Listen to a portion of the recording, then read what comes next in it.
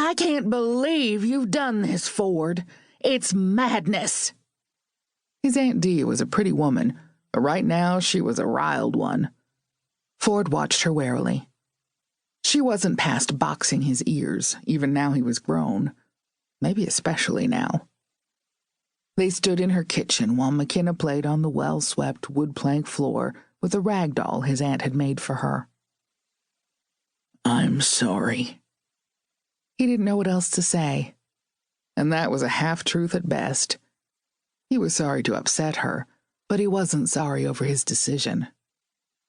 With that, he thought it best he say as little as possible. The back door opened, and Ford knew without turning that Doyle Shanley had walked in from the fields.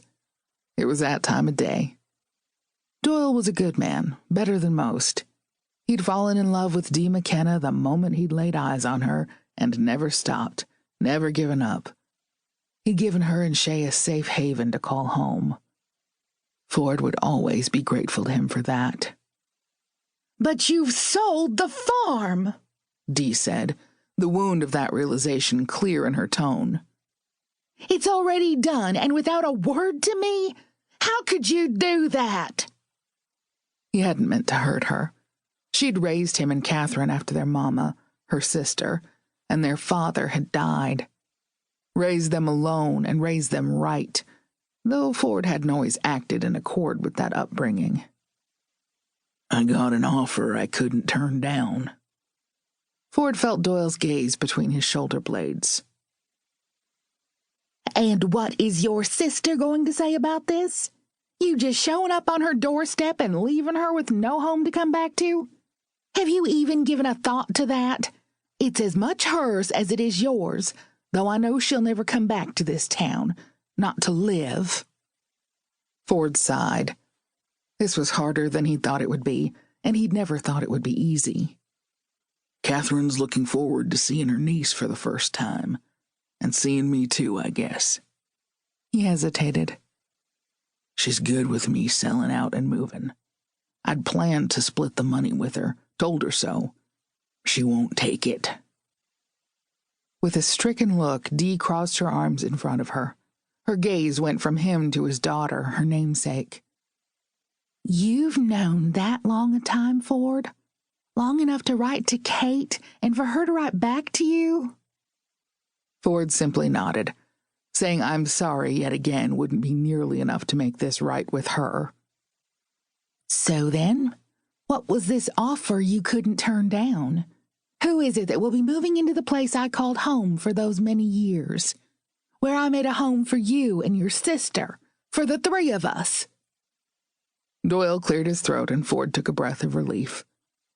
What came next needed to come from her husband, not from Ford. "Now, Dee, you know this is your home now." "Well, of course it is, and I love our place, but even so—" She stopped mid-sentence and spun to look at her husband. A strand of warm brown hair slipped free of the knot at the nape of her neck and curled over her shoulder.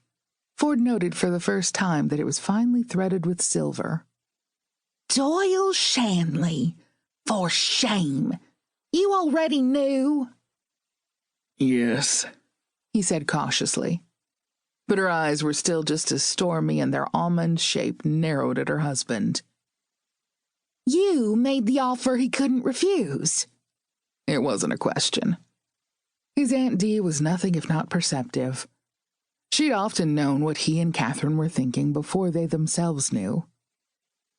"I did," Doyle answered without wavering. He'd had that steadfast way about him as long as Ford could recall. Dee threw her hands in the air. "Now, Dee." She glared a warning.